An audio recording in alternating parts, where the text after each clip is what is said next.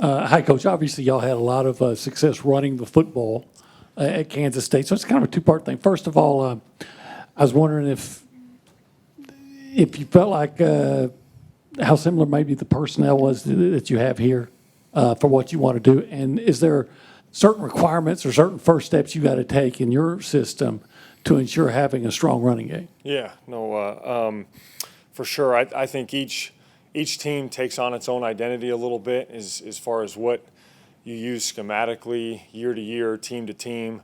I think and have believed for a long time that running the ball is a team effort. Everyone looks at the offensive line, but it's tight ends, it's receivers, it's how we package things to get everybody involved in that part of the game.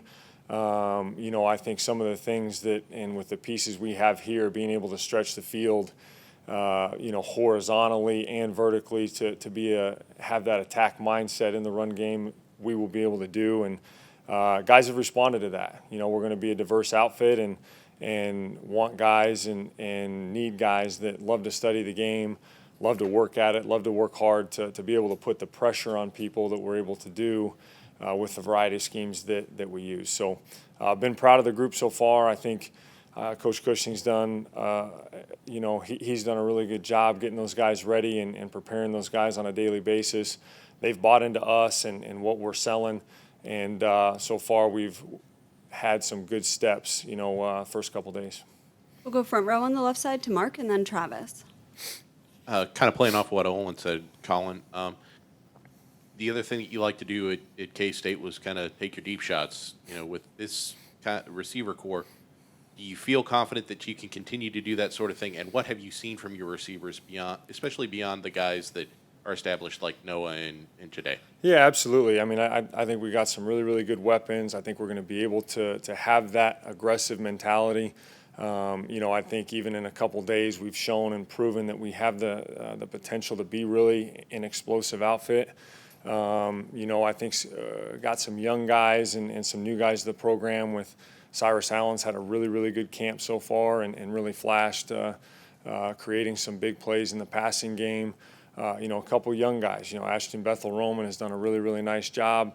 Xavier Williams has flashed here and there. So again, it's just got to keep building that group collectively, and it doesn't matter if it's play action pass, run game, whatever. It's continuing to work on the mentality of how we play and understanding that mentality of how we do what we do is more important than whatever that what is at that moment. And Coach Elko does as good a job of truly teaching and setting the stage and teaching situational football and getting our guys on the same page to truly understand that, embrace that, and apply that correctly play after play after play.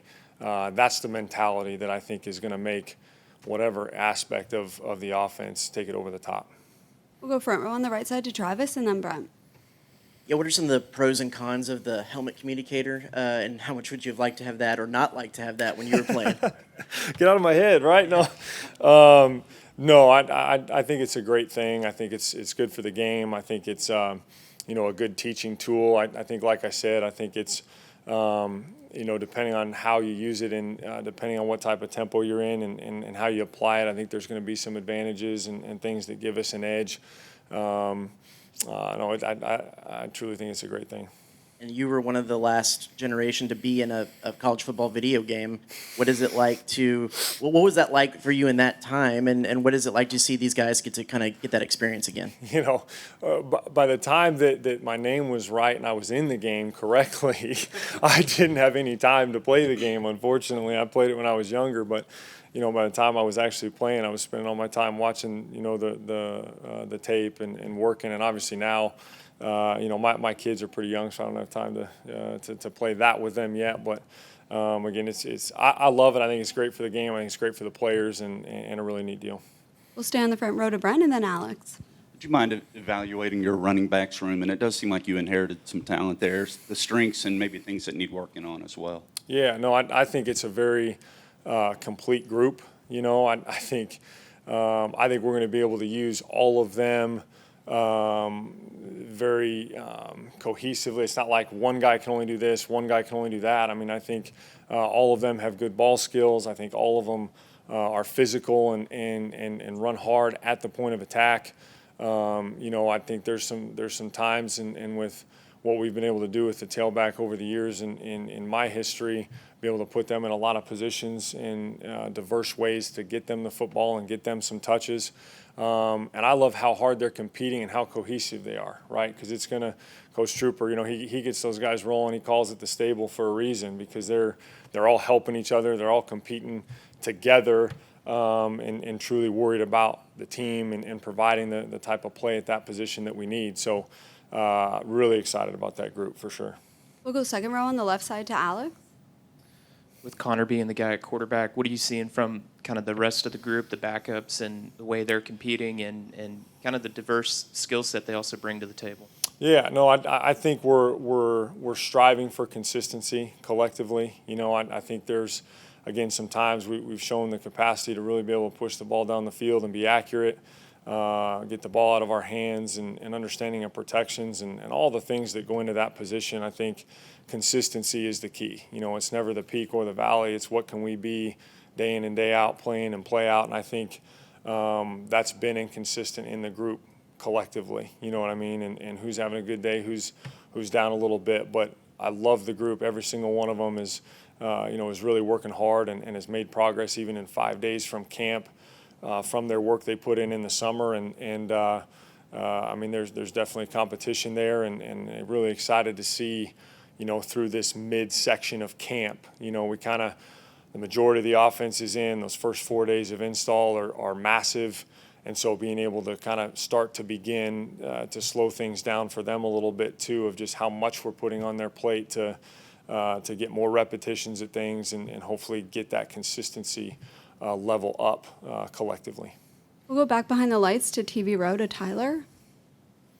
Yeah, Colin, Mark Nabu said that he noticed you guys are getting to the ball faster, getting to the line and the tempo. Just how much in practice is the pace of play and your tempo just kind of emphasized and part of your system? Well, I think it's huge, and I think it's a mentality thing, and that really comes right from from Coach Elko too. Is it's not necessarily if what you're going to do from a huddle standpoint, from a speed standpoint, slow, fast, whatever it happens to be, but just practicing with that edge. Like every snap is the biggest snap and the biggest game that we're going to play all year. And having that mentality when they go to the line of scrimmage and truly being able to then dictate the tempo regardless of how you're operating in that moment. And the guys have embraced that, and we've made great strides even through, from spring to now in those ways and got to keep it up. We'll go second row on the right side to Carter and then Cease. Colin. Yeah, I'm sorry. In the spring game, we saw you guys use Noah Thomas a little bit in the slot. I'm curious if that's something that, I guess, without Barber, y'all been experimenting, or if that's something y'all see long term and what benefits you see from him being at that position. Yeah, no, I think it's, first of all, Noah has done an absolutely tremendous job. I mean, he's a fierce competitor. He studies the game and is going to allow us a lot of flexibility to do a lot of different things for us. His detail and how he expresses his routes, how he creates separation, how fast he gets in and out of breaks for his size. We're going to be able to move him all over the field at multiple spots, and I think that's part of the benefit of a multiple system like this is being able to get guys where they need to be in diverse spots to utilize their skill set and get him the football because he will be a big-time player for us for sure. We'll go front row on the left side to Cease.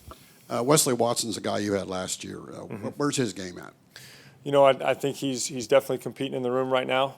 Had a little bit of a familiarity, with being in the system before, and definitely getting healthier for sure, coming off something in the spring. But again, proud of how he works every day and his mentality in the room for sure. I'm not going to disclose it there, but appreciate it. Anything else? We'll close things up with Travis on the front row on the right side. Okay.